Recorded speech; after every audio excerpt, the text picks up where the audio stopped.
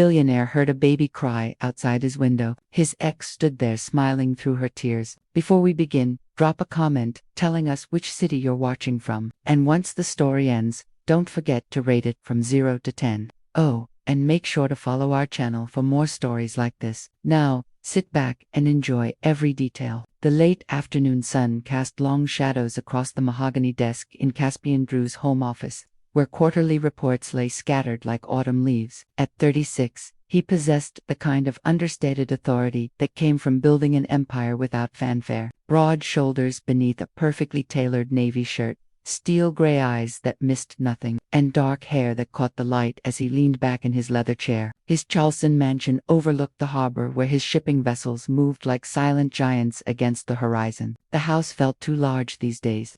Clear's throat, each room echoing with memories he'd tried to bury beneath spreadsheets and international calls. Caspian rubbed his temples, trying to focus on the numbers before him. 14 months. That's how long it had been since he'd made the biggest mistake of his life, letting Tula Crane walk away without fighting for what they had. The thought of her still made his chest tighten. Tallulah, with her warm amber eyes and honey blonde hair that always seemed to escape whatever style she'd attempted that morning. The way she'd challenge him in board meetings, her chin lifted with quiet determination, never backing down. Even when every other executive in the room deferred to his authority, she'd been fearless, beautiful, real. And he'd let the complications of mixing business with pleasure destroy the best thing that had ever happened to him. His phone buzzed with another international call, Singapore wanting to discuss container logistics. But Caspian found himself staring past his computer screen toward the window. Somewhere out there, Tallulah was living a life that no longer included him. She'd transferred to their Denver facility 8 months ago. A professional decision that felt personal in every way that mattered. He'd heard through company channels that she was excelling in her new position, managing operations with the same fierce competence that had first caught his attention. But that was all he knew, all he allowed himself to know. The irony wasn't lost on him. He could track cargo ships across 3 oceans, but he had no idea what the woman he'd once loved was doing with her days. A soft knock interrupted his brooding. Mr. Drew, his housekeeper, Mrs. Petton, appeared in the doorway. Will you be dining in tonight, or should I prepare something light for your office? Just coffee, thanks. He gestured toward the reports. Long night ahead. Mrs. Petton's weathered face creased with concern. Sir, if you don't mind me saying, you've been working late every night this week. Perhaps a change of scenery would do you good. Caspian almost smiled. His housekeeper had been with him for 5 years, long enough to witness his relationship with Tallulah bloom and wither. She'd never said anything directly, but her worried glances spoke volumes. I'm fine, Mrs. Petton, really. She nodded, unconvinced, and disappeared down the hallway. Caspian returned to his reports, but concentration proved elusive. His mind kept drifting to that last night with Tula, the way her voice had trembled when she had said those final words. If we can only be real away from everything, then maybe we're not real at all. He'd been too proud, too stubborn, too afraid of what it would mean for both their careers if their relationship became public knowledge. The company had strict policies about workplace relationships, especially between executives and their subordinates, but those policies felt insignificant now, compared to the hollow ache that had taken up permanent residence in his chest. The grandfather clock in the corner chimed 6 times, its deep notes reverberating through the silence. Outside, the harbor lights were beginning to twinkle, and somewhere in the distance, a ship's horn sounded, a lonely call that seemed to match his mood perfectly. Caspian pushed back from his desk and moved to the window. The view that once inspired him now felt like a reminder of everything he'd gained and everything he'd lost. Success, it turned out, was a cold companion when you had no one to share it with. His reflection stared back from the glass. A man who had everything except the one thing that mattered most. And as nights settled over Charleston like a familiar blanket, Caspian Drew found himself wondering if some mistakes were too big to fix,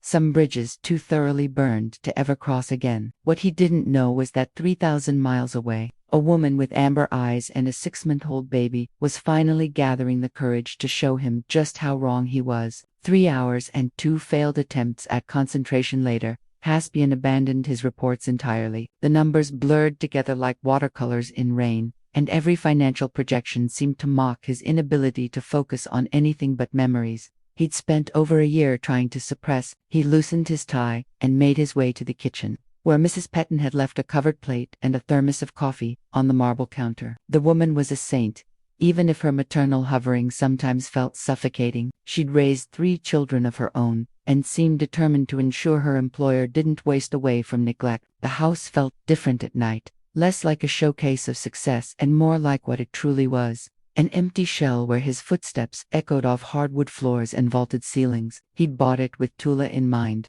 imagining lazy Sunday mornings in the sunroom and dinner parties where her laughter would fill the formal dining room. Instead, he ate alone most nights and worked until exhaustion forced him into dreamless sleep. Caspian poured himself coffee and stepped onto the back terrace, where raw iron furniture arranged around a fire pit told the story of gatherings that never happened. The harbor stretched before him, dotted with lights from anchored vessels and the distant glow of the port where his empire had begun, where he'd first seen Tula Crane arguing with the dock supervisor about damaged cargo. She'd been 27 then, newly promoted to operations coordinator, wearing a yellow hard hat that somehow made her look both professional and impossibly young. Her voice had carried across the noise of loading equipment and shouting workers, clear, authoritative, and completely unintimidated by the supervisor who towered over her. "The insurance won't cover negligence, and this isn't weather damage," she'd said, gesturing toward a container with obvious forklift scratches. "Your crew needs retraining, or we need a new contractor."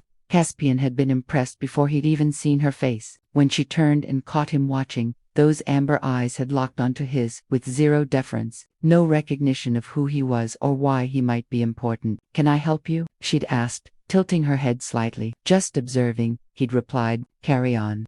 She'd studied him for another moment, then turned back to the supervisor, with the kind of focus that suggested random observers were far less interesting than properly handled cargo. It had taken him 3 more visits to the docks before he'd worked up the courage to introduce himself properly. By then, she'd already impressed half his management team with her efficiency, and the other half with her complete refusal to be intimidated by anyone. The memory made him smile despite himself. Tallulah had never been easily impressed by wealth or status. She'd grown up in a small town in North Carolina, the daughter of a high school principal and a nurse. Everything she'd achieved had come through sheer determination and in work ethic that put most of his executives to shame. That authenticity had been like oxygen to him, rare and essential in a world full of people who said exactly what they thought he wanted to hear. Caspian's phone buzzed against the glass table, startling him from his reverie. A text from his assistant. "Tokyo meeting moved to 6 a.m. your time, sending updated agenda." He glanced at his watch. Nearly 10 o'clock. Which meant 4 hours of sleep if he was lucky. The rational part of his mind knew he should head upstairs, shower, and try to rest before another grueling day of international negotiations. But rationality had been in short supply lately. Instead, he found himself walking through the house toward his study, where a locked drawer contained the one thing he'd kept from their relationship, a photo from the company Christmas party 2 years ago. In it, Tula wore a deep green dress that brought out the gold flecks in her eyes, her head thrown back in laughter at something he'd whispered in her ear. They'd been so careful that night to maintain professional distance in public, but the camera had caught them in an unguarded moment. Her hand rested on his forearm, and his expression was soft in a way his business associates would never recognize. It was the only picture he had of them together. Caspian ran his thumb over the frame, remembering how she'd felt in his arms when they danced later that night in his empty office. The Christmas lights from the harbor twinkling through the windows while soft music played from his phone. "This is dangerous," she'd whispered against his shoulder. "I know," he'd replied, but he'd kept dancing anyway. A few months later, she was gone. A sound from the front of the house, gravel crunching in the circular drive, interrupted his brooding. Caspian frowned, checking his watch again. Mrs. Patone was long gone, and he wasn't expecting anyone. Then he heard it, a sound so unexpected, so impossible, that his brain refused to process it immediately. The unmistakable cry of a baby. Caspian's hand froze on the photograph as the baby's cry pierced the night air again, more insistent this time. His heart hammered against his ribs as he set the frame down with trembling fingers and moved toward the front windows. The security lights had activated, flooding the circular drive in white light. Through the sheer curtains, he could make out the silhouette of a figure standing just beyond the row iron gates, someone holding what was unmistakably a small child. His breath caught as recognition slammed into him like a physical blow. Even from this distance, even after 14 months, He knew that posture, the way she shifted her weight slightly to her left hip when she was nervous, the graceful line of her neck as she looked down at the bundle in her arms. Tallulah Caspian's vision blurred for a moment. As every rational thought scattered, she was here at his house with a baby. His legs felt unsteady as he moved toward the front door, muscle memory guiding him through the motions of disabling the alarm and unlocking the heavy oak panels. The night air hit his face as he stepped onto the front porch, cool and salt-tinged from the nearby harbor. The motion sensors caught his movement and additional lights flickered on along the pathway. Tallulah looked up and across the 30 feet that separated them. Their eyes met. She looked exactly the same and completely different all at once. Her honey blonde hair was longer now, pulled back in a messy bun with wisps framing her face. She wore dark jeans and a soft cream sweater that had seen better days. And there were shadows under her eyes that spoke of sleepless nights and exhaustion. But those amber eyes, God, those eyes, still made his chest tighten with longing. The baby in her arms had quieted, small fists waving in the air as if reaching for the lights above. From here, Caspian could see dark hair and what looked like chubby cheeks, but little else. For several heartbeats, neither of them moved. The weight of 14 months hung between them like a physical barrier, along with all the words they'd never said and all the hurt they'd never healed. Finally, Tula took a step forward. Then another. Caspian found himself walking down the stone pathway to meet her, his bare feet silent on the cool flagstones. With each step, more details became clear. The slight tremor in her hands, the way she held the baby protectively against her chest, the familiar stubborn tilt of her chin that meant she'd made up her mind about something and wouldn't be swayed. They stopped 3 feet apart, close enough that he could smell her perfume, that light floral scent he'd bought her for her birthday. The one she'd claimed was too expensive, but had worn every day afterward. Caspian, her voice was softer than he remembered, roughened by emotion and fatigue. Tallulah. His own voice sounded foreign to his ears. How did you? She shifted the baby slightly, and he got his first clear look at the child's face. The infant couldn't be more than 6 or 7 months old, with thick dark hair and skin that already showed promise of tawning easily. But it was the eyes that stopped Caspian's heart mid-beat. Steel gray eyes, exactly like his own. The world tilted sideways as understanding crashed over him in waves. 6 months old, 14 months since their breakup. The timeline aligned with devastating precision. Is he? The words stuck in his throat like broken glass. His name is Oliver, Tula said quietly, her gaze never leaving his face. All Drew Crane. Drew. She'd given the baby his middle name. Caspian's knees nearly buckled as he stared at the tiny face that was unmistakably a miniature version of his own. The strong jawline, the serious expression. Even the way the baby's brow furrowed slightly as he studied this stranger with grave intensity. He's mine. It wasn't a question this time. Tallulah's eyes filled with tears, but her voice remained steady. I tried to tell you, Caspian, for months. I tried. I sent emails, text messages, left voicemails. I even called your office, but your assistant said you were traveling in Asia indefinitely. The words hit him like physical blows. He remembered the trip, a 2-month negotiation tour through Singapore, Hong Kong, and Tokyo that had been equal parts business necessity and escape from memories of her. He'd left his phone on airplane mode for days at a time, ignoring everything that wasn't directly related to expanding his shipping routes. I didn't know. His voice cracked on the admission. I know. She adjusted Oliver again, the movement automatic and practiced. But I couldn't wait anymore. He deserves to know his father, and you deserve to know your son.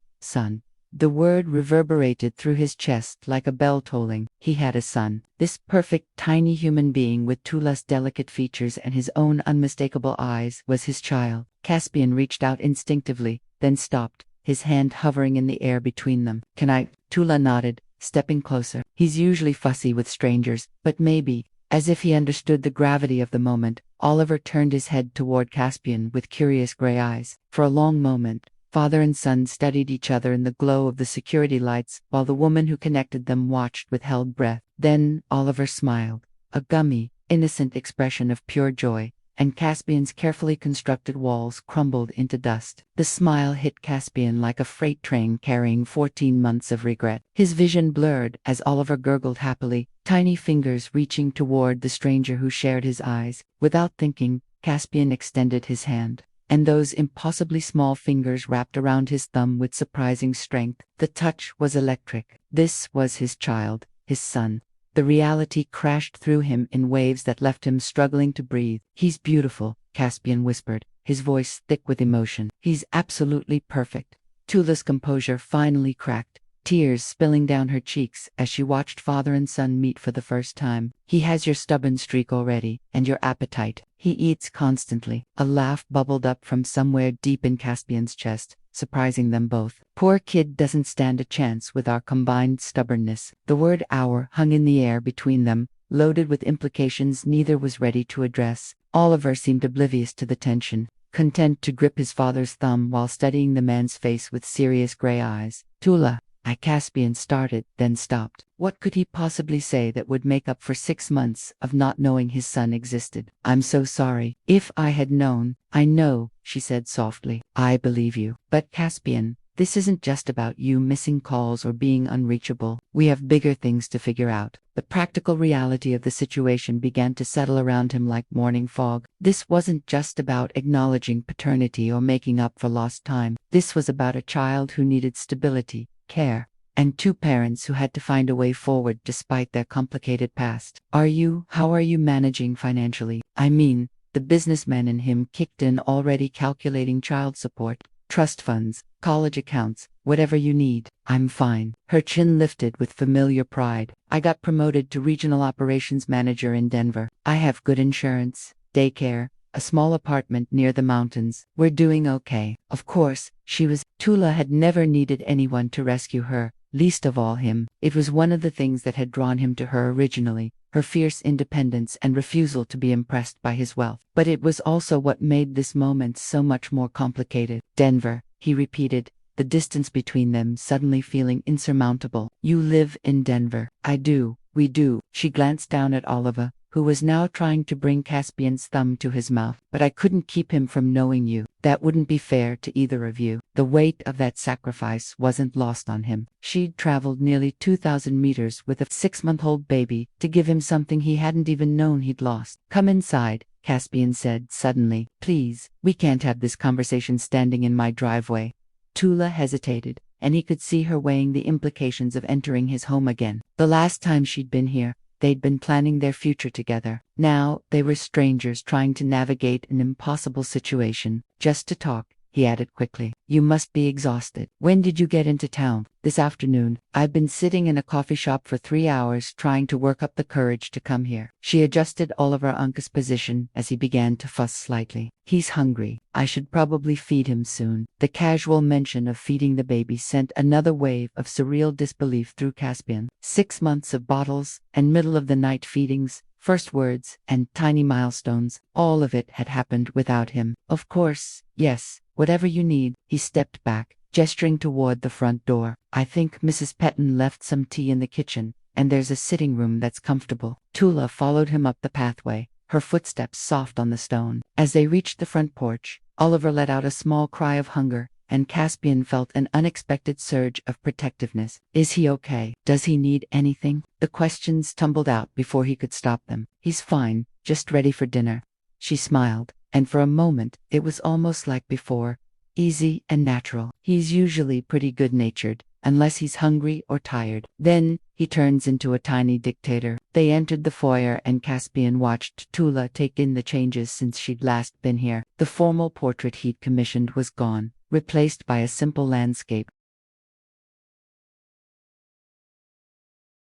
The fresh flowers Mrs. Petton usually arranged had been replaced with something more understated. Everything was exactly as impressive and twice as empty as she probably remembered. "Nothing's changed," she said quietly. But there was no judgment in her voice, just observation. "No," he admitted. "I suppose it hasn't." Oliver Unc's fussing escalated to a proper cry, and Tula immediately shifted into mother mode. "Is that sitting room still down the hall? I need to feed him. And I'd rather not do it standing up." "Yes, of course. You need anything? Water, a blanket?" She paused in the hallway, looking at him with an expression he couldn't quite read. "Caspian, you don't have to take care of us. That's not why I came." "Then why did you come?" The question escaped before he could stop it. Tula's eyes met his, and in them he saw exhaustion, determination, and something that might have been hope, because he deserves better than growing up thinking his father didn't want him.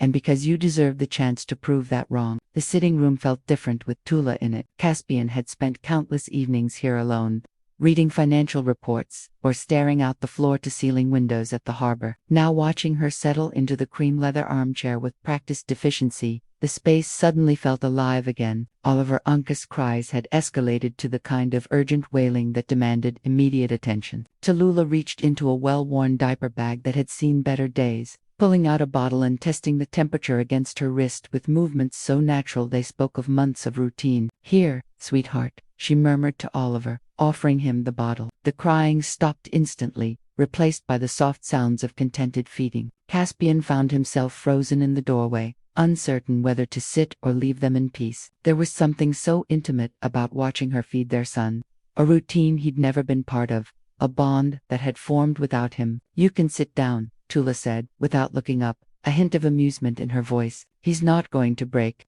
"I know. Caspian moved to the sofa across from her, keeping what felt like a respectful distance. "I don't want to intrude." "You're not intruding. He's your son." She looked up then, and her expression was gentle but firm. "This is as much your reality as it is mine now." Oliver Unc's gray eyes tracked between his parents as he drank, occasionally pausing to study Caspian with the kind of serious concentration that was eerily familiar. It was the same expression Caspian wore when analyzing complex shipping contracts. "Does he always stare like that?" Caspian asked, like he's trying to figure out if you're worth his time. Tula's mouth quirked upward. "That's definitely your influence. He's been doing it since he was born. The nurses said they'd never seen such a serious newborn." The casual mention of Oliver's birth hit Caspian with fresh guilt. "I should have been there for the delivery, for everything after. I should have." "Caspian, stop." Tula's voice was kind but firm. "We can't change what happened. We can only decide what happens next." Oliver finished his bottle and immediately began the squirmy movements that Tallulah apparently recognized as a signal. She lifted him to her shoulder,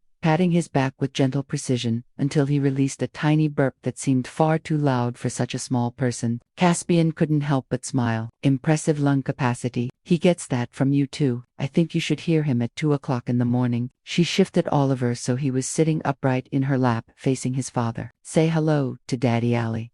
The word daddy sent a shock through Caspian's system. He was someone's father. This perfect little person was half him, carried the Drew name, had inherited his eyes, and apparently his stubborn streak. Oliver babbled something that might have been a greeting, one chubby hand reaching toward the coffee table, where a crystal paperweight caught the lamplight. "He likes shiny things," Tula explained, "and anything he's not supposed to touch." "Smart kid." Caspian leaned forward slightly, drawn by an instinct he didn't fully understand. "How do you do it every day?" "I mean, the feeding and the crying, and the same way you built a shipping empire, I imagine, one crisis at a time." She bounced Oliver gently as he began to get restless. "Some days are harder than others, but he's worth it." Caspian studied them together, the easy way she anticipated Oliver Uncas' needs, the protective curve of her arm around him, the soft expression that transformed her face when she looked at their son. She'd become a mother in his absence, learned a completely new language of care and devotion. "I want to help," he said suddenly. "I know I missed the beginning,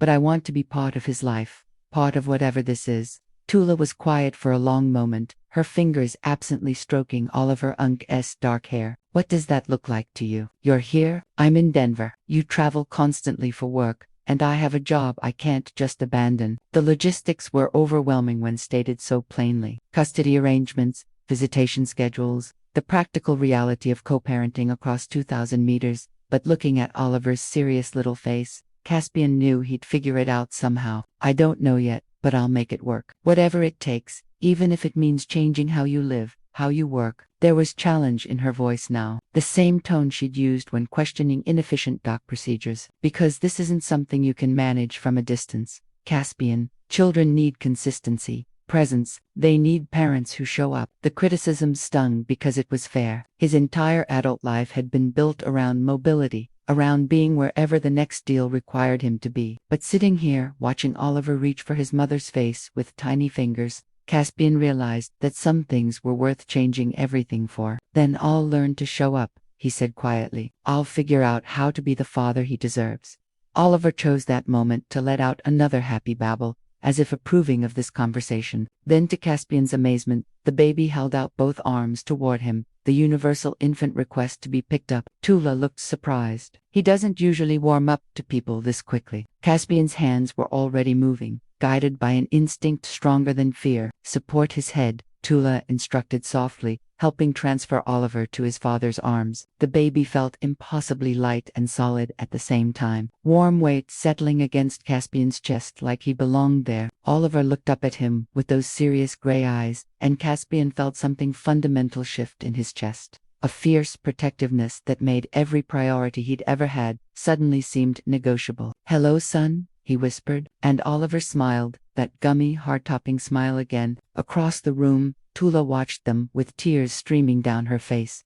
And Caspian realized that some bridges weren't burned after all. They were just waiting for the right reason to rebuild them. Oliver had fallen asleep in Caspian's arms, his tiny fist curled against his father's chest while soft snuffles escaped his rosebud lips. For 20 minutes, neither parent had moved, both afraid of disturbing the peace that had settled over the room like a benediction. Caspian marveled at the weight of his son, so small, yet somehow the most important thing he'd ever held. Every breath Oliver took seemed to synchronize with his own heartbeat, creating a rhythm he'd never known he'd been missing. "He likes you," Tula said softly, breaking the comfortable silence. "It took him weeks to fall asleep in my mother's arms when we visited last month. Your mother knows about him." The question came out sharper than Caspian intended. Talila's expression shifted slightly. "Of course she does. She flew out when he was born, stayed for 2 weeks to help. She's been sending care packages every month since." Another milestone he'd missed, another support system that had formed in his absence. The weight of everything he hadn't been part of pressed against his chest like a physical ache. "What did you tell her about me?" He kept his voice low, mindful of the sleeping baby. "The truth that we'd broken up and I couldn't reach you when I found out I was pregnant." Tula tucked a loose strand of hair behind her ear, a gesture so familiar it made his chest tight. "She wanted to track you down herself, but I asked her not to. I needed to handle it my way." "Your mother must hate me." "She doesn't hate you. She's disappointed, but she doesn't hate you." Tula studied his face carefully. "She raised me to believe that good people sometimes make mistakes. The measure of character is what they do when they get a second chance." The weight of that expectation settled around Caspian's shoulders. This wasn't just about proving himself to Tula, or even to Oliver. There was a whole extended family.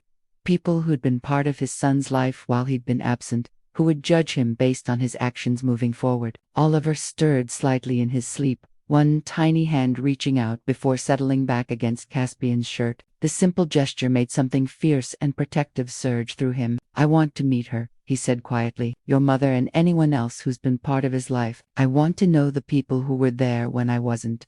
Tula's eyes softened. "She'd like that. She's been wondering about you, asking questions I couldn't answer." "What kind of questions?" "Whether you're the kind of man who'd step up, whether you'd put Oliver first, even when it's inconvenient." She paused, her gaze direct and unflinching. "Whether you'd learned anything from losing us the first time." The questions cut deep because they were fair. Caspian had spent 14 months proving he could live without them.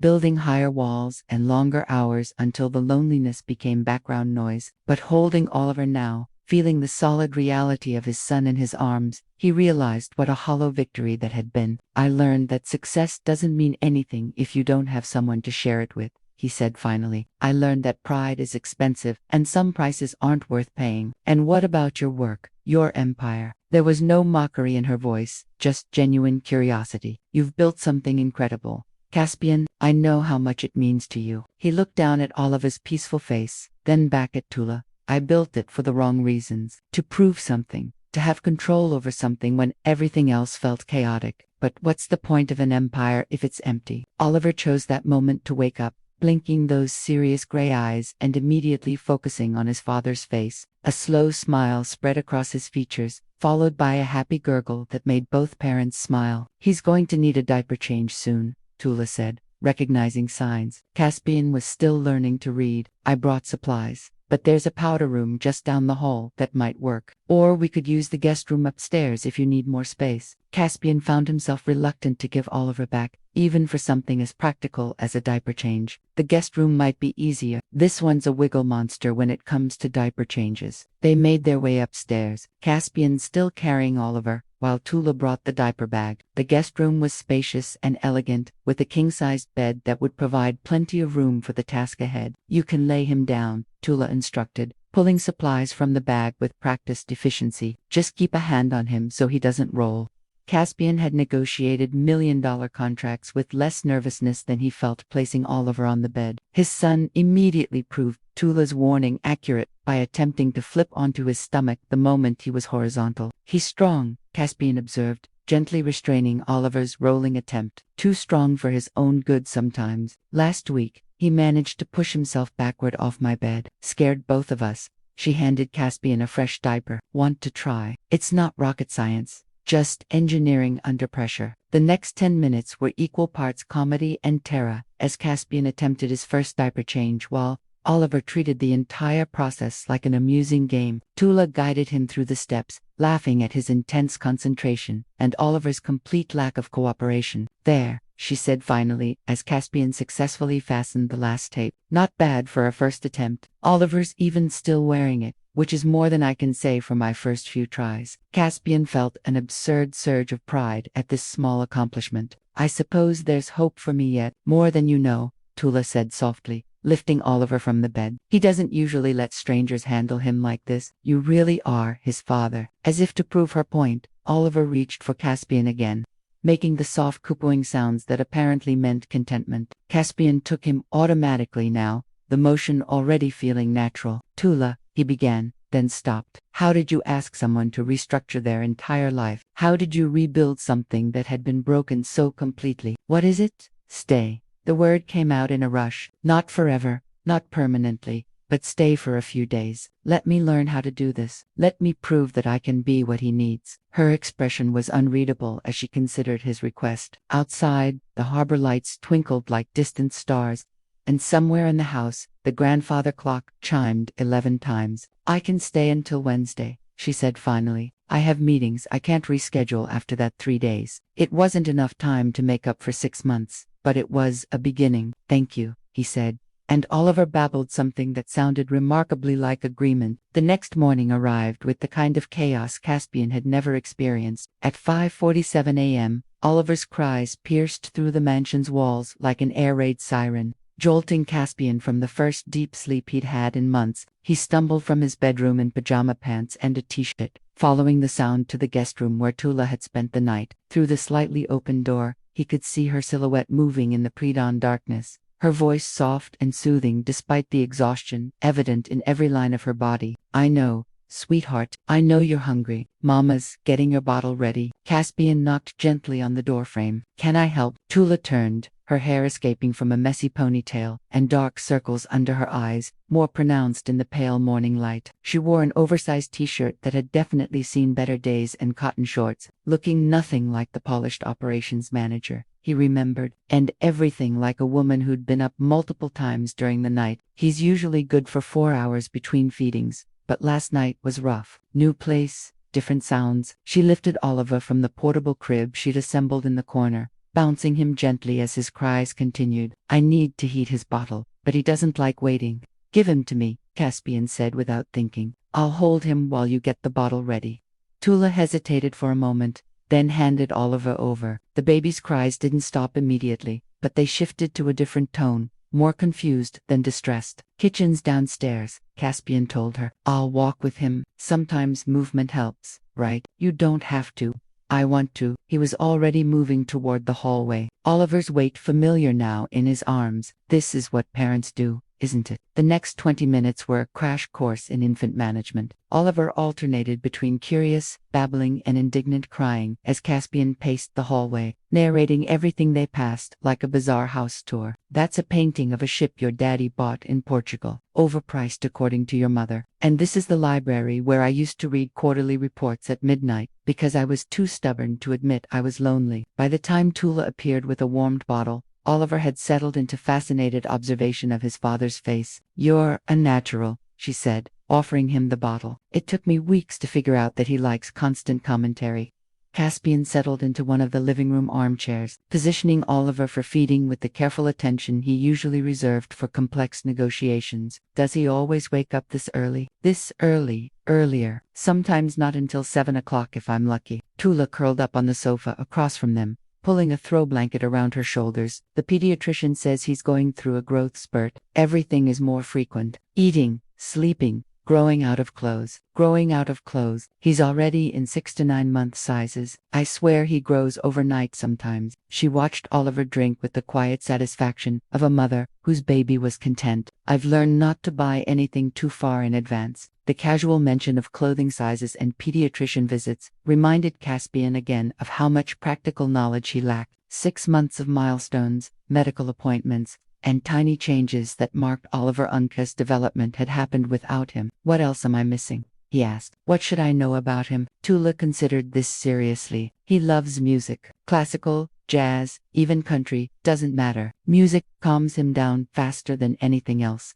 And he's fascinated by water. Bathtub is his favorite part of the day. What about toys? Books. He's too young for most toys, but he loves textures, soft things, rough things. Anything he can grab and explore. She smiled at some private memory. Last week, he spent 20 minutes completely absorbed by a velvet cushion at my neighbor's house, just running his fingers over it like he was solving the mysteries of the universe. Oliver finished his bottle and immediately began the squirming that apparently meant burping time. Caspian lifted him to his shoulder, patting his back with the gentle rhythm Tallulah had taught him the night before. There's something else, Tallulah said, her voice carefully neutral. Something you should probably know before you make any long-term plans. The tone made Caspian's stomach tighten. What kind of something? I've been seeing someone. The words hung in the air, like a challenge. Nothing serious yet, but he's good with Oliver. Patient, kind. The burp cloth in Caspian's hand might as well have turned to lead. Of course, she was seeing someone. Beautiful, intelligent, single mother. Why wouldn't she be? But the rational understanding did nothing to ease the sharp spike of jealousy that shot through his chest. How long?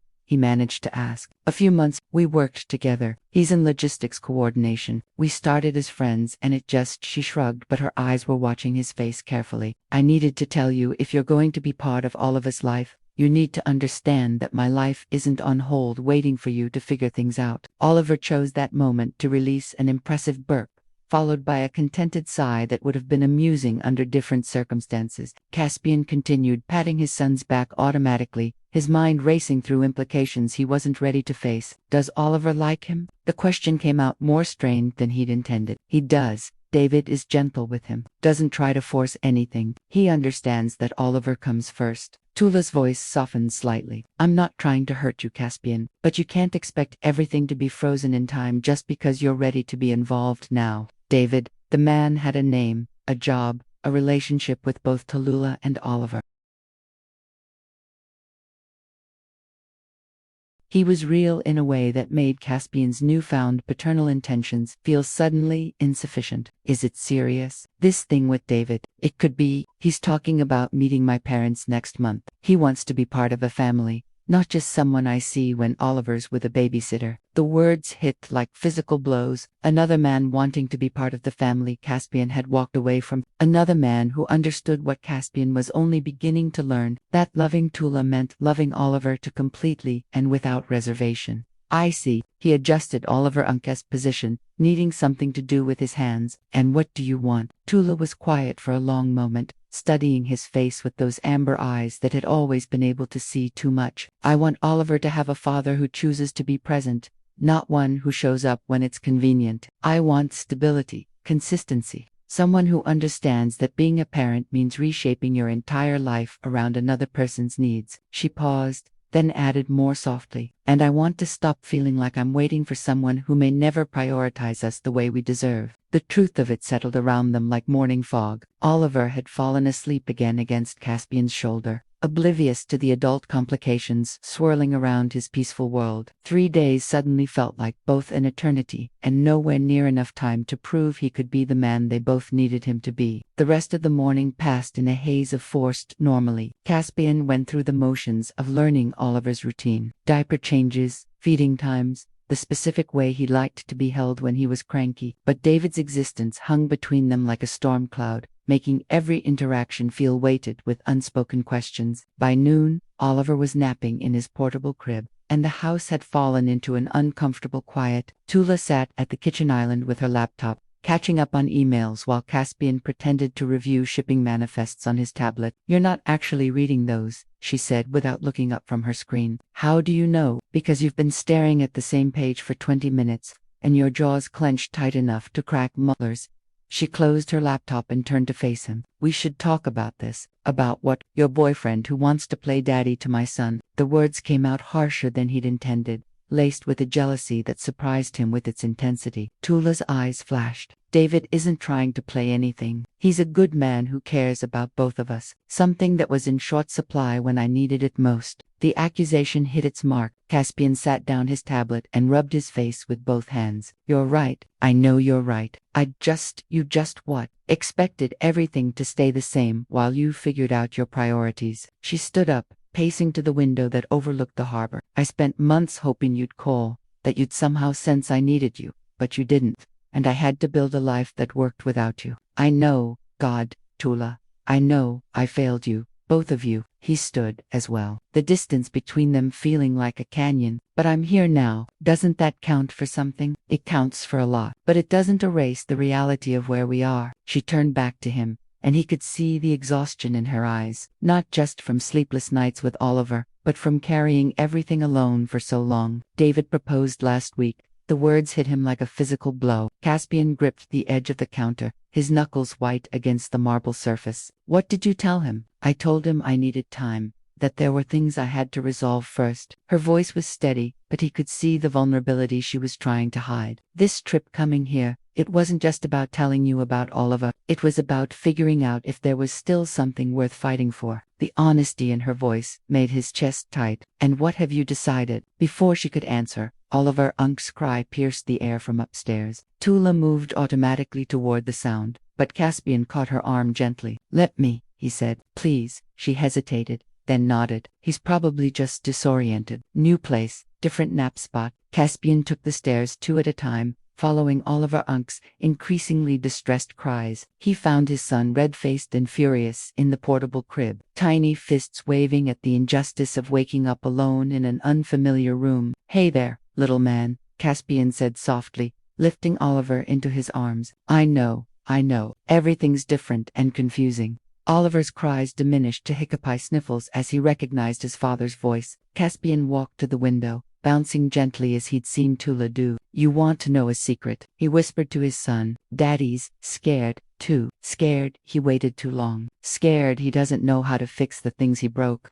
Oliver blinked up at him with those serious gray eyes, one tiny hand reaching up to pat Caspian's cheek with surprising gentleness. "Your mama found someone who knows how to take care of both of you. Someone who was there when I wasn't." The words tasted bitter, but they needed to be said. "Maybe that's what you deserve. Someone who didn't have to learn how important you are." But even as he said it, holding Oliver close and feeling the solid warmth of his son against his chest, Caspian knew he couldn't give up, not without a fight, not when he'd finally found what had been missing from his carefully constructed life. "No," he said more firmly, looking into Oliver Unk's eyes. "No, that's not how this story ends. Daddy made mistakes, big ones, but he's going to fix them somehow." Oliver gurgled something that might have been agreement, or might have been hunger, or might have been the random sounds 6-month-old babies made when they were content. But to Caspian, it sounded like encouragement. When they returned to the kitchen, Tula was standing by the sink, staring out at the harbor with an expression he couldn't read. "He okay?" she asked without turning around. Just needed some reassurance that he wasn't alone. Caspian settled into one of the bar stools, keeping Oliver in his lap. "Something I'm still learning how to provide." She turned then, leaning against the counter with her arms crossed. "You're not the same person who let me walk away 14 months ago." "No, I'm not. That man was an idiot who thought success meant never needing anyone." He looked down at Oliver, who was contentedly chewing on his own fist. "This man knows that everything he built means nothing if he can't share it with the people who matter most." Pretty words, Caspian. But David doesn't just say the right things. He shows up every day. He doesn't travel for months at a time or disappear into work when things get complicated. Then let me show up too. The words came out in a rush. Cancel my Asia trip. Postpone the merger negotiations. I'll prove that I can put you and Oliver first. But I need more than 3 days to do it. Tula stared at him for a long moment. You'd really do that? Canceled $1 million deals for us. The deals will wait. You won't. Not forever. He stood up, still holding Oliver, and took a step toward her. I lost you once because I was too proud to fight for what mattered. I won't make that mistake again. And if it's too late, if I choose David, the question hung in the air between them, loaded with possibility and heartbreak in equal measure. Oliver chose that moment to reach for his mother, making the soft coo-cooing sounds that meant he wanted both parents close. Then, I'll respect your decision, Caspian said quietly. But I'll still be Oliver Unk's father. Still be part of his life, and maybe someday you'll remember why we were good together before everything went wrong. Tula took Oliver from his arms, but she didn't step away. For a moment, they stood close enough that he could smell her shampoo, see the gold flecks in her amber eyes. You hurt me, she whispered, more than I knew it was possible to be hurt by someone I loved. I know, and I'll spend the rest of my life making up for it if you'll let me. Before she could respond, the doorbell rang, echoing through the house like a gunshot. They both froze, the moment shattering around them. I'm not expecting anyone, Caspian said, but Tula had gone pale, her grip tightening on Oliver. I am, she said quietly. I called him this morning. I thought you should meet David. The doorbell rang again, more insistent this time, and Caspian felt his world tilt sideways. David was here, the man who wanted to marry Tula, who'd been there through sleepless nights and doctor appointments, who knew Oliver's laugh and favorite lullabies, was standing on his doorstep. You called him here? Caspian's voice was carefully controlled, but Tula knew him well enough to recognize the storm brewing beneath the surface. I thought it was the right thing to do. If we're going to figure this out, everyone should meet. She adjusted Oliver in her arms, using their son as a shield against Caspian's intensity. You said you wanted to know the people who've been part of his life. The doorbell chimed a third time, and Caspian realized there was no avoiding this moment. He straightened his shoulders, calling on the same composure that had carried him through hostile corporate takeovers and international negotiations. Fine, let's meet David. The walk to the front door felt like a march to execution. Through the beveled glass panels, Caspian could make out a tall figure holding what looked like flowers. Of course, David brought flowers, probably the kind Tula actually liked, not the expensive arrangements Caspian used to order from the florist his assistant recommended. He opened the door and found himself face to face with his replacement. David Mitchell was everything Caspian had feared and nothing like what he'd expected. Mid-30s, sandy brown hair, kind blue eyes, behind wire-rimmed glasses. He wore khakis and a button-down shirt that looked like it had been chosen for comfort rather than impression. He was handsome in an approachable way, the kind of man who coached Little League and remembered birthdays without calendar reminders. He was perfect for them, and Caspian hated him on sight. You must be Caspian. David's smile was genuine, his handshake firm, but not aggressive. I'm David Mitchell. I've heard a lot about you. All bad, I'm sure. The words came out more bitter than Caspian intended. Actually, no. Tula speaks about you with respect, especially when it comes to your business accomplishments. David looked past him toward the interior of the house. Is she here? I brought sunflowers. Oliver loves the bright colors. Of course, he knew what flowers Oliver liked. Caspian stepped aside, allowing David to enter his home, his sanctuary, the space where he'd been rebuilding something fragile with Tula and their son. We're in the kitchen, Caspian said, leading the way. Tallulah looked up as they entered, and her face brightened in a way that made Caspian's chest constrict. David, you made good time. Traffic was lighter than expected. David moved directly to her, pressing a gentle kiss to her cheek before turning his attention to Oliver. And how's my favorite little man today? Oliver immediately reached for David with the same enthusiasm he'd shown for Caspian, babbling happily as familiar hands lifted him into the air. The easy comfort between them was evident in every gesture. David knowing exactly how Oliver liked to be held, the way he automatically checked the baby's diaper, the soft nonsense words that made Oliver giggle. He missed you, Tula said, her voice warm with affection. I missed him, too. It's only been 2 days, but it feels longer. David settled Oliver against his hip with practiced ease, then turned to Caspian. Tallulah told me about your situation. I can only imagine how overwhelming this must be for you. The kindness in David's voice made everything worse. Caspian had been prepared for hostility, possessiveness, anything that would justify his resentment. Instead, he was faced with genuine understanding from a man who clearly loved both Tula and Oliver without reservation. It's been educational, Caspian managed. I'm sure the learning curve is steep with babies. David bounced Oliver gently as he began to fuss. I remember the first time Tula trusted me to babysit for a few hours. I called her 3 times in 2 hours, convinced I was doing everything wrong. You were doing everything wrong. Tula laughed. You tried to feed him cereal at 4 months and wondered why he spit it all over you. The easy banter between them painted a picture of shared experiences, inside jokes, the kind of domestic intimacy that Caspian had never achieved with anyone. They were a family, and everything but name,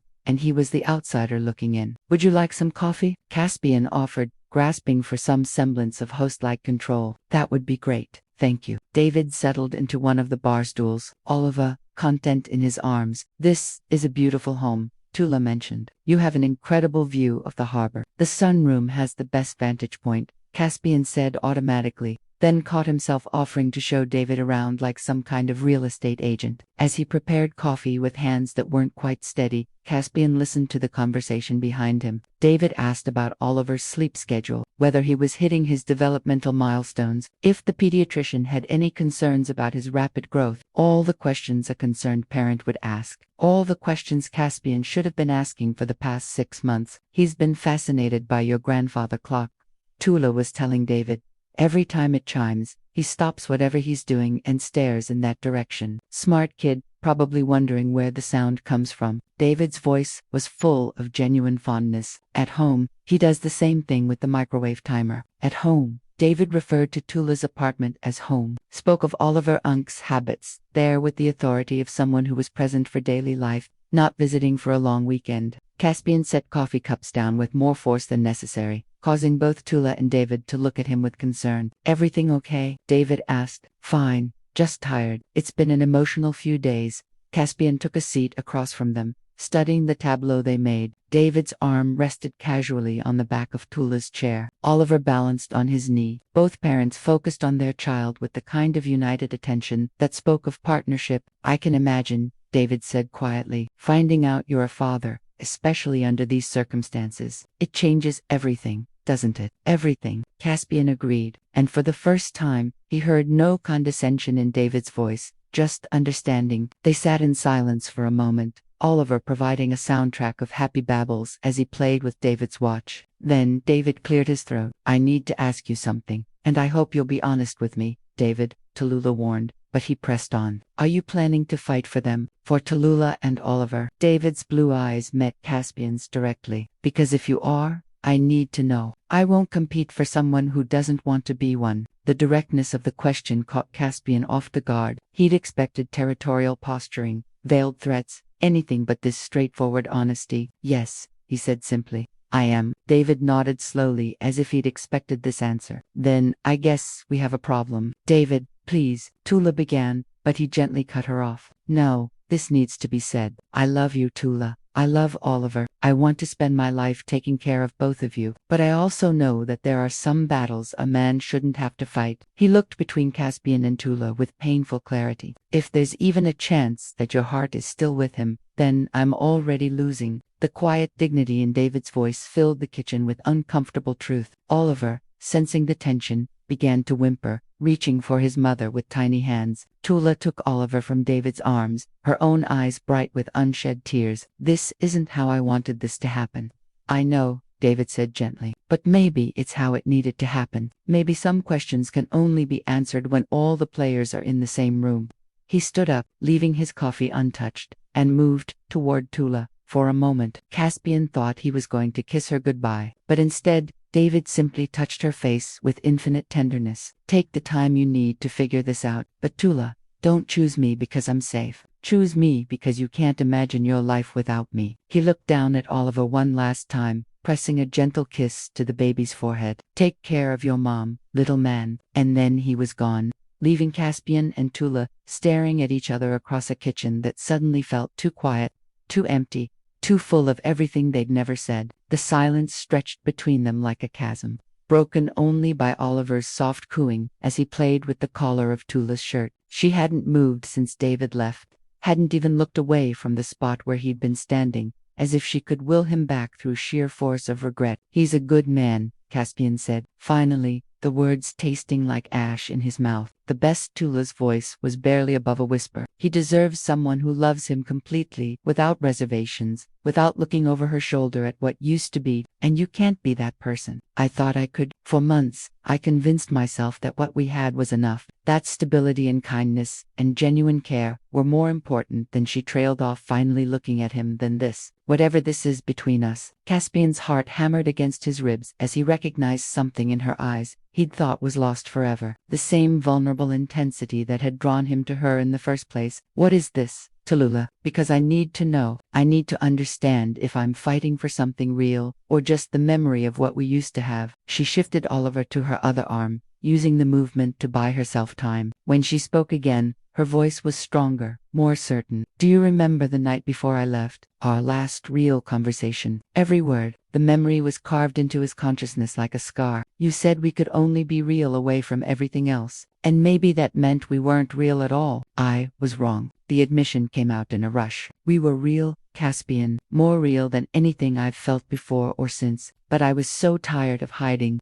of pretending we were just colleagues when everyone in that building knew exactly what we meant to each other. The company policies were excuses." She cut him off gently but firmly. "You were scared. We both were, but I was ready to risk everything. And you weren't, so I walked away before you could." The truth of it hit him like a physical blow. All this time, he told himself, the separation was about logistics, about protecting their careers and maintaining professional boundaries. But Tula was right. It had been about fear. Fear of being vulnerable, of needing someone more than they needed him, of building something that could be destroyed by forces beyond his control. "I was terrified." He admitted. "Everything I'd built, everything I'd worked for, it all felt so fragile when I imagined losing you. So I convinced myself it was better to let you go than risk having you taken away." And now, Caspian looked at Oliver, who was watching his parents with those serious gray eyes, and felt something fundamental shift in his chest. The fear was still there, but it was overshadowed by something stronger. The absolute certainty that some risks were worth taking. "Now I know that losing you wasn't protecting anything. It was destroying everything that actually mattered." He stood up, moving closer to them, but careful not to crowd her space. "I spent 14 months building higher walls, working longer hours, convincing myself I was fine alone. But I wasn't living, Tula. I was just existing. And if I choose you, what happens then? Do we pretend the last year never happened? Do we pick up where we left off like nothing changed?" "Everything changed. You're a mother now. I'm a father. We're not the same people who were too scared to fight for what we had." He reached out tentatively, touching Oliver's tiny hand with one finger. "But maybe we're better people. Maybe we're finally ready for what we were too young and stupid to handle before." Oliver wrapped his fingers around Caspian's with that surprising infant strength, and Tula's breath caught at the sight of her two favorite people connected in such a simple, perfect gesture. "I need to know you won't run again," she said quietly. "I need to know that when things get complicated, and they will get complicated, you won't disappear behind work and travel and all the ways you've learned to avoid dealing with feelings. I'll probably mess up sometimes. I'll probably revert to old patterns when I'm scared or overwhelmed." He met her eyes directly, holding nothing back. "But I won't run. Not from you. Not from Oliver. Not from this family we could build together. I promise you that." "How can you be sure?" "Because losing you the first time nearly destroyed me. Losing Oliver. Losing the chance to be his father every day, to watch him grow up, to be part of his life instead of just a visitor. That would finish the job." His voice cracked slightly on the admission. "You too are my home, Tula. Everything else is just geography." Tears spilled down her cheeks as she processed his words, and Oliver reached up to pat her face with the same gentle touch he'd used on his father earlier. "I'm scared," she whispered. "Good. I'm terrified. That means this matters enough to be worth the fear." For a long moment, they stood there in the kitchen where so many crucial conversations had taken place, the weight of their decisions settling around them like morning mist. Outside, the harbor was coming alive with the sounds of evening commerce, ships calling to each other across the water like maritime conversations. Finally, Tula stepped closer, eliminating the careful distance she'd maintained since David left. I need you to understand something. This isn't just about us anymore. Every choice we make affects Oliver. Every argument, every moment of happiness, every time we succeed or fail as a couple. He'll be watching, learning what love looks like. I know. And I want him to learn that love means showing up even when it's hard, that it means choosing each other every day, not just when everything is perfect. Caspian reached up to wipe away her tears with his thumb. I want him to see his parents fighting for something worth having. Then fight for us, she whispered. Fight for this family because I'm tired of being brave alone. I'm tired of pretending I don't still love you with every broken, stubborn piece of my heart. The words unlocked something in Caspian's chest that had been locked away since the night she'd walked out of his life. He cubed her face in his hands, memorizing the feel of her skin, the gold flecks in her amber eyes, the way she leaned into his touch despite everything that had gone wrong between them. I love you, he said, the words carrying the weight of 14 months of regret and 6 months of missed moments with their son. I love you, and I love Oliver, and I want to spend the rest of my life proving that some second chances are worth everything. When he kissed her, it tasted like forgiveness and new beginnings, and the kind of hope that only comes from choosing love despite all the reasons not to. Oliver babbled happily between them, as if he approved of his parents finally figuring out what he'd known all along, that they belonged together, that they were stronger as a family than they'd ever been apart. And for the first time in over a year, Caspian Drew felt like he was exactly where he was supposed to be. 8 months later, the Denver office of Drew Maritime felt different on a Tuesday morning in March. Sunlight streamed through floor-to-ceiling windows, illuminating a spacious corner office where shipping manifests shared desk space with colorful building blocks and a framed photo of a toddler with serious gray eyes and an infectious grin. Tula Crane Drew. The name still felt new on her lips even 3 months after the quiet courthouse wedding. Looked up from her quarterly reports as familiar footsteps approached her door. After 8 months of Caspian splitting his time between Charleston and Denver, she'd learned to recognize his walk even from down the hall. Someone's here to see the boss lady, he announced, stepping into her office with Oliver perched on his shoulders, both of them grinning like they'd just pulled off the world's greatest conspiracy. At 14 months old, Oliver had developed into a miniature force of nature. He could walk with the determined wobble of someone who'd recently discovered mobility, say, mama, dada, and no, with impressive conviction, and had inherited both parents' stubborn streak in full measure. Let me guess, Tula said, standing to greet her boys. Someone refused to take his morning nap and talked Daddy into an impromptu office visit. In my defense, he made very compelling arguments, Caspian replied, lifting Oliver down into his arms. Something about missing mama and needing urgent cuddles. Oliver immediately reached for Tula, babbling excitedly as he transferred into her arms. The transition was seamless now. None of the careful hesitation that had marked their early days as a reunited family. They'd learned to move as a unit, to anticipate each other's needs, to share the daily rhythm of parenthood, with the kind of partnership Tula had always dreamed of, but never quite believed possible. And how did the morning meeting go? She asked, settling into her chair with Oliver on her lap, while Caspian claimed the seat across from her desk. The same arrangement they'd fallen into when he'd moved Drew Maritime's Western operations to Denver 6 months ago. Peterson Industries accepted our proposal. Full container shipping contract, 18 months renewable. Caspian's smile held quiet satisfaction. We're officially the primary freight partner for their Pacific routes. That's wonderful. That contract will create at least 20 new jobs here. 23. Actually, I already talked to HR about posting the positions. He leaned back in his chair, watching Oliver attempt to reorganize Tula's paperwork with typical toddler efficiency. There's something else though, something I wanted to discuss with you. The slight formality in his tone made her look up from Oliver's enthusiastic filing system. What kind of something? Morrison Maritime is for sale. The whole company,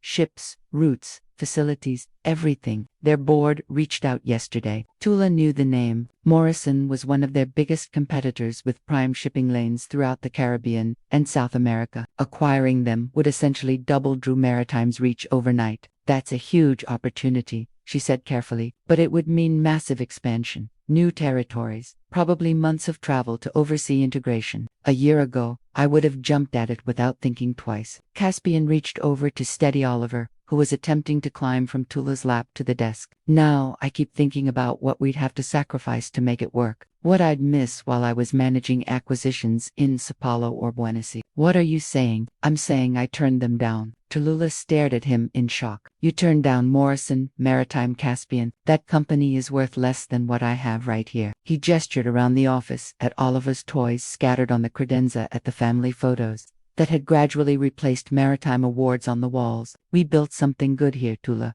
Better than good. I'm not risking it for bigger numbers on a balance sheet. The certainty in his voice made her chest tight with emotion. 8 months ago, she would never have believed that Caspian Drew could walk away from an acquisition opportunity without looking back. But the man sitting across from her had kept every promise he'd made that night in Charleston, showing up for doctor appointments, learning Oliver's bedtime routine, building a life that prioritized presence over profit. Your board is going to think you've lost your mind, she said. My board will adjust, and if they don't, they can find a new CEO. He moved around the desk to where Oliver was now attempting to eat a shipping schedule, gently redirecting their son toward a more appropriate toy. I know what matters now. Finally figured out the difference between building an empire and building a life. Oliver clapped his hands as if applauding this wisdom, then launched into a stream of babbled commentary that included what sounded like Dada silly and Mama pretty. He's not wrong on either count, Caspian said, dropping a kiss on Tula's forehead. How did we get so lucky with this kid? Good genes, constant supervision, and mild bribery with Cheerios. She leaned into his touch, marveling at how natural this felt. The three of them in her office, planning a future that included board meetings and bedtime stories, shipping contracts and soccer practices. It hadn't been easy. There had been sleepless nights when Oliver was teething, arguments about whose turn it was to handle the midnight feedings, moments when the ghost of their past mistakes threatened to derail their carefully rebuilt trust.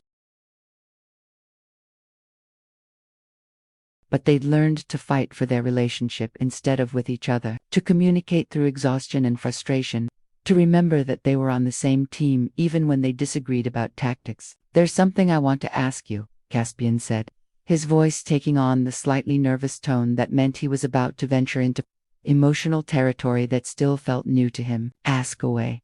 David called yesterday. He's engaged to someone from his hometown, a teacher. Apparently, he wanted us to know so there wouldn't be any awkwardness if you ran into them around town. Tallulah felt a warm rush of genuine happiness for the man who'd loved them both enough to let them go. That's wonderful. I hope she appreciates what an incredible man she's getting. Do you ever wonder what would have happened if you'd chosen him instead? The question might have been loaded with insecurity once, but Caspian's tone held only curiosity. They'd moved past the need to compete with David's memory, past the fear that their happiness was somehow borrowed or conditional. No, Tula said simply, I chose you. I choose you every day, even when you leave your coffee cups all over the house and teach Oliver words he shouldn't know yet. In my defense, damn is a perfectly legitimate response when you drop something heavy on your foot. He's 14 months old. Caspian. His vocabulary shouldn't include maritime curses. Oliver chose that moment to drop his toy truck with impressive force, looked down at the fallen object and declared with perfect clarity, "Uh-oh, damn." Caspian had the grace to look sheepish while Tula tried not to laugh. I'll work on that. We'll work on it, she corrected. Together, like everything else. The word together still had the power to make Caspian's chest tighten with gratitude. Together meant shared midnight feedings and joint decisions about daycare. Together meant compromise and communication, and the daily choice to prioritize their family over individual ambitions. Together meant that neither of them had to carry the weight of parenthood alone. I love you, he said, the words carrying 8 months of growing certainty, countless small moments of choosing each other, the accumulated weight of showing up every day, even when it wasn't easy. I love you, too, Tula replied, pulling him down for a kiss while Oliver babbled his approval from her lap. Outside the window, Denver stretched toward the mountains under a cloudless sky full of possibilities and new beginnings. They'd built something beautiful from the pieces of what they'd broken, something stronger for having survived the breaking. And in her heart, Tula knew that some love stories aren't about perfect timing or flawless execution. Sometimes they're about second chances and stubborn hearts, and to people brave enough to believe that the best things in life are worth fighting for, even when, especially when the outcome isn't guaranteed. Would you choose love over security? Would you fight for a second chance when the stakes included not just your heart, but your child's future. Your participation means a lot to the channel. Please share your thoughts in the comments. Thank you for watching. If you enjoyed the story, please subscribe to our channel and leave a comment below, letting us know what you thought. Your feedback and support mean a lot to us. Stay tuned for more exciting stories.